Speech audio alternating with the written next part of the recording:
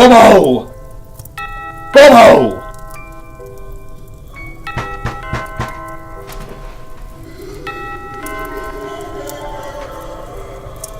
There you go.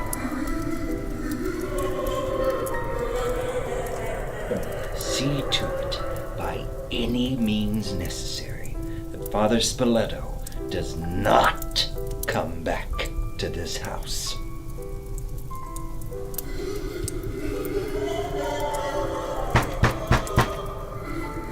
You know what to do. After all, Bobo, why should we respect the man because he pretends to be holy?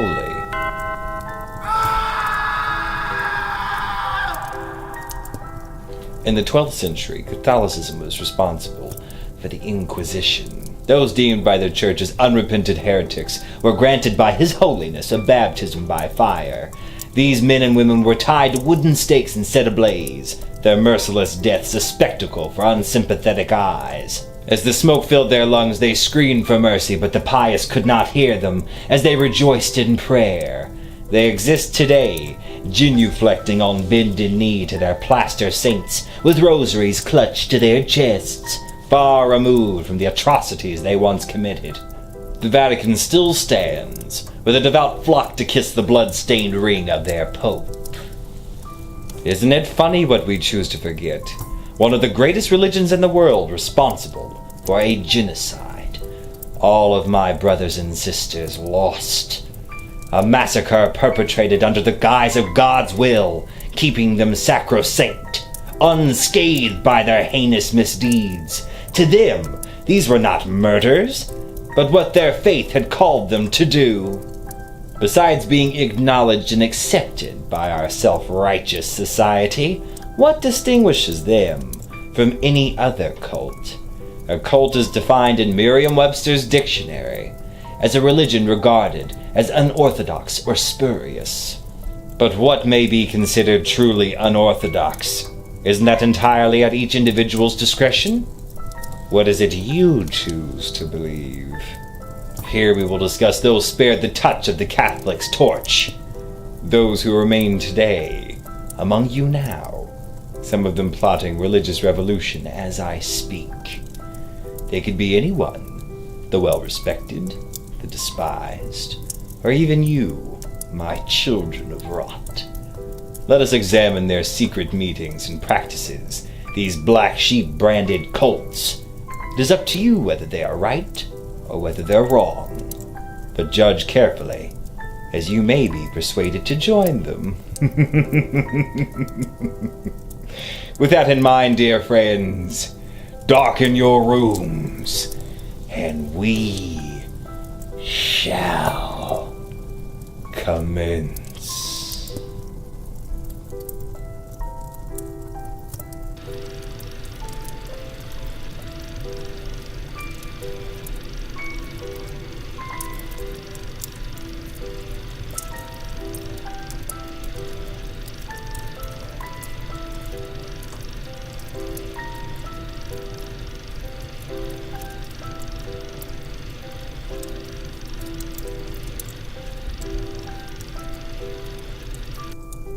Seven seals must be broken, and with them 7 trumpets shall thunder through the sky to announce the arrival.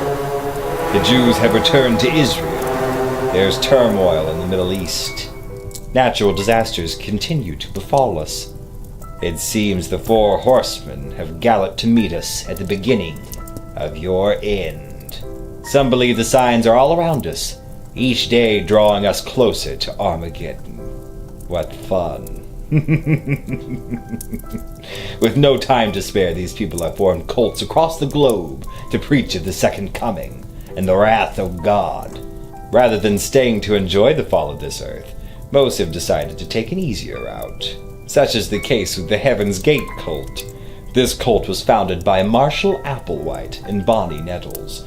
They met while Bonnie worked as a nurse in the psychiatric hospital in which he was a patient. Now, Bonnie was convinced extraterrestrial beings had told her the two would meet and that Marshall was here for some divine purpose.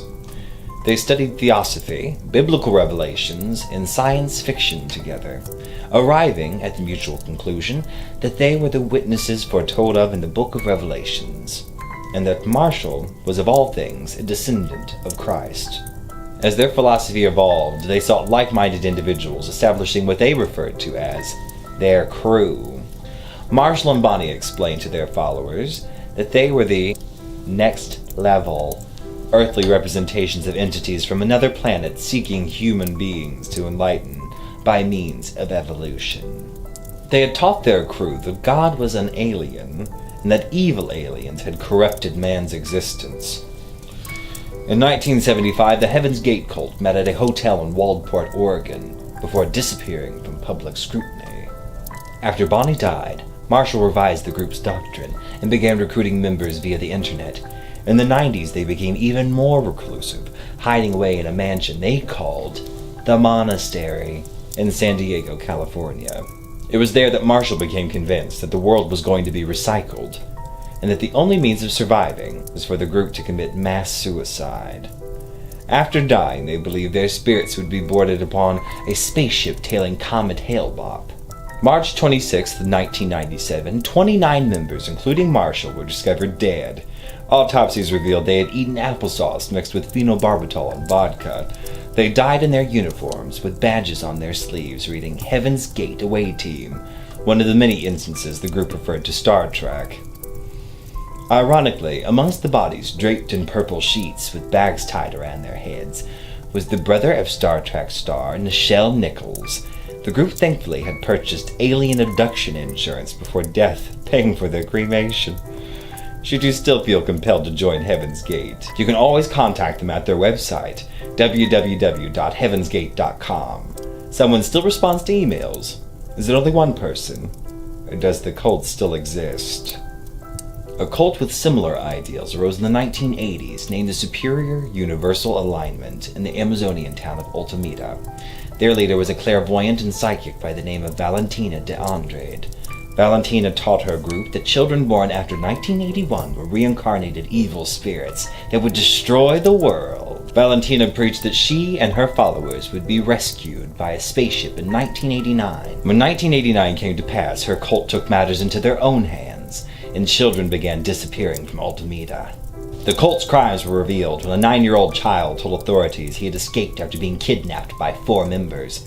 These members were ritualistically sacrificing the community's children and eating their flesh, believing they were saving the world. Of the 19 children murdered, only 5 of the bodies were found. They too still have an existing website to recruit new members. Only 3 years after the Heaven's Gate mass suicide, another cult in Uganda had marked their calendars twice for doomsday. Of course, when catastrophe doesn't present itself the first time, you can always create your own Armageddon. That's exactly what the movement for the restoration of the 10 Commandments of God did. Wordy, isn't it? It all began in 1960, when Pala Kashuku claimed his dead daughter Evangelista came to him as an apparition to tell him he was to bear witness to the visions of heaven. Credonia Morende, Kashuku's living daughter, had visions of the Virgin Mary, and at Kashuku's instruction, she began to spread the word of God. It was during her travels she met another so-called prophet by the name of Joseph Kabwetere. The two worked together to form the movement in 1989, deciding together the end of the world was scheduled for January 1st of 2000. The movement grew as defrocked priests and nuns joined the group, helping them to decode messages and visions with their knowledge of the Bible. Those who joined sold their worldly possessions and gave up the life they knew to be saved by the prophets, who now claim they spoke directly with God himself.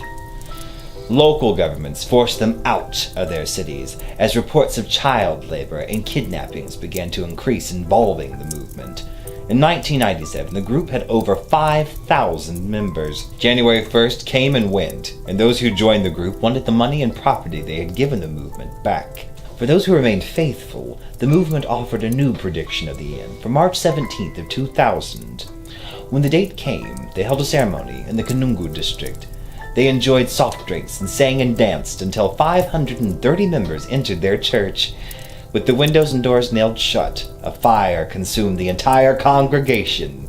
Men, women, and children burnt to death in a self-made Armageddon. Now that's one way to fulfill the promise made by the movement's prophets. Authorities investigating the case discovered 4 days later 248 more victims had been stabbed, poisoned, and buried in different properties owned by the movement.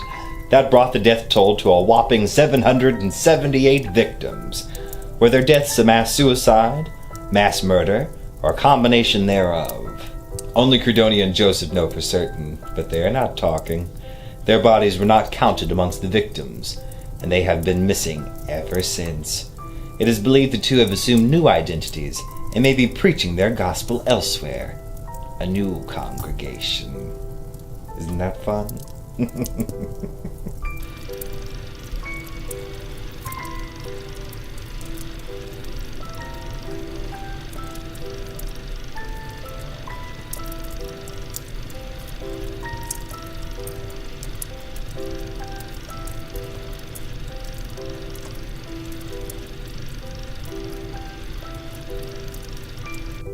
Some cults have no desire to pollute the word of God. Rather, they follow the preachings of his fallen adversary. The common thread is a fanatical worship that calls for death. The Order of Nine Angles was founded in Western England during the 1960s when 3 neo-pagan temples united together. The combined strengths of the Comlad, the Noctulians, and the Temple of the Sun form the theology that still dwells deep within the hearts of its faithful. Anton Long was the pseudonym used by the Grand Master who penned their doctrine, which was founded in satanic and occult beliefs. The Order of Nine Angles, known also as the ONA, advocates that human history is threatened by the existence of mundanes. Mundanes are any non-believer, more often than not Christian, who must be stopped by any means necessary. This can be done by the practice of magic, or by more direct means, or what the cult refers to as culling. Culling is the extermination of their ideological enemies, culminating in ultimately a human sacrifice. But as their doctrine states, these mundanes must be given a fighting chance, as a matter of principle and honor. No mundane shall be killed until they've reached the age of choice, which is roughly the age of 16.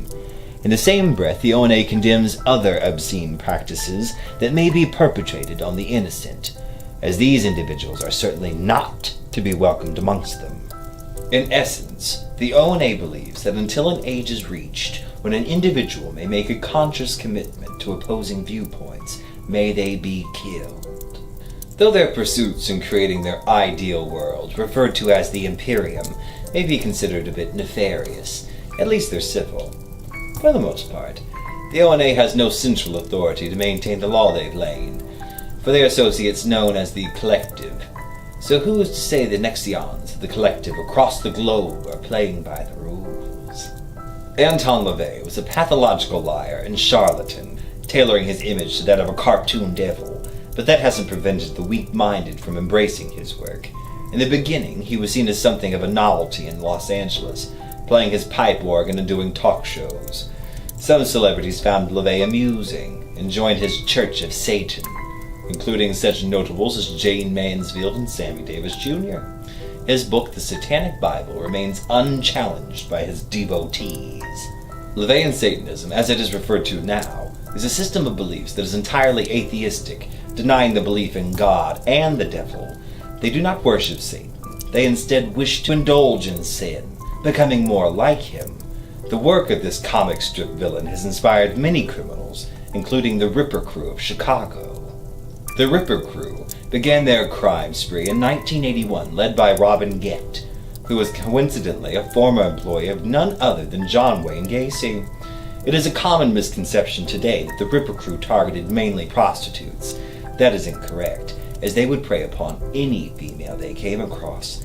The victims, once selected, would be kidnapped and brought back to Gett's home. Hidden away in the attic from his family was the Satanic Chapel. Inverted crosses were painted on the walls, and a makeshift altar was dressed in the center of the room. Here the majority of their victims were tortured and murdered, while passages from LaVey's Satanic Bible were read aloud.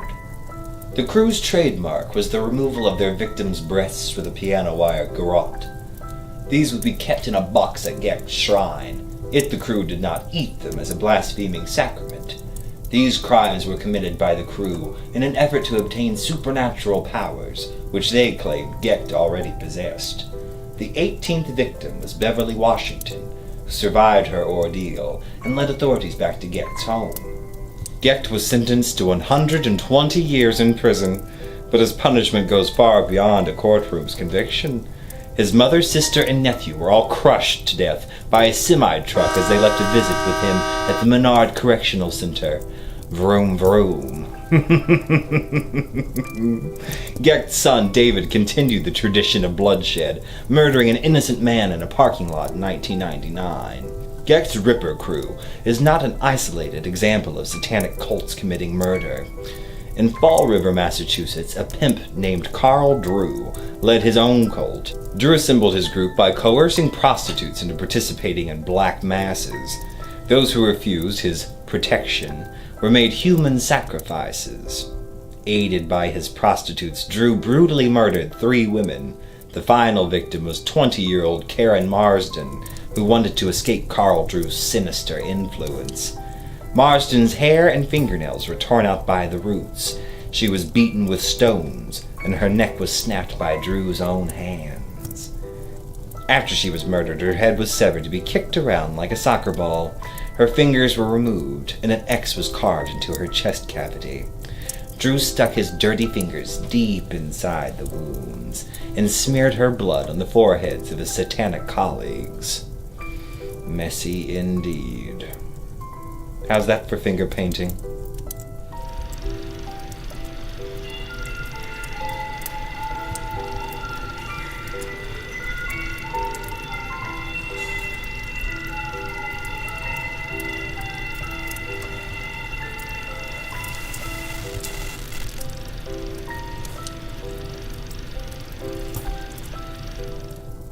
Of course, there are groups that do not abide by Christian standards, those who choose to worship entities of their own creation.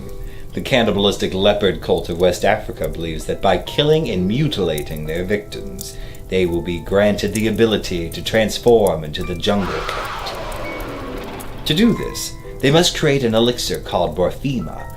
This is brewed by boiling their victims' intestines in a large kettle drum. Their assassins, known as the Batiyale, still prowl the jungles of Nigeria with their steel claws at the ready. The Santa Muerte cult is a recent phenomenon taking its roots in Mexico. Santa Muerte translates to Holy Death, a skeletal folk saint dressed in long robes. In one hand, she holds the globe, representing death's dominion over Earth, and in the other, a scythe with a long handle, suggesting death can reach anywhere at any time. Her 12 million followers range from those in the narco-underworld to the LGBTQ communities. As we are all equal in the eyes of death, they believe she is the protector of outcasts, guiding those relegated to a life of despair outside the protection of mainstream institutions. She is a powerful and jealous deity, refusing to be worshipped alongside any other saints. The color of her robe denotes the intentions of her followers. Green is the fight for justice. Brown is the summoning of spirits, and black, well, I think you know what that means. It is certainly the color she was wearing at Martin Lopez's altar. Lopez was a priest of Santa Muerte, who murdered 2 children and 1 woman. Their blood would serve to strengthen the bond between him and the skeleton saint. The FBI reports discovering human heads placed at Santa Muerte's feet by drug cartels, petitioning her divine powers. Now don't think that I've forgotten my old friends Jim Jones and Charlie Manson. Their evil was so profound, they're deserving of their own episodes entirely. We'll be discussing them soon. I, unlike the previous zealots, do not want you to obey. I want you to rise up. I seek an altering of perception, an apocalypse of consciousness, an upheaval of standard advertence. This has been set into motion already by you, my enlightened, my true children of rot. The world is now our temple of Tulpa, and we will succeed. Be not a follower, be a leader, and rebel without hesitation against those who would dare suppress you. Bite the hand they've clamped over your mouth, and watch it bleed as you scream for revolution. Be an individual. Have the courage to stand alone as a one-man mutiny and know that I, Spooky Brucey, support you. Of course, if you decide to stand beside the witless horde, you too can be our next show subject of interest. Only time can tell for certain. But if I were you, I would err on the side of caution. And as always, dear viewer, remember me as you scroll by. If you liked our show, then please subscribe, as we are now. So you must be. Prepare for death. Follow me.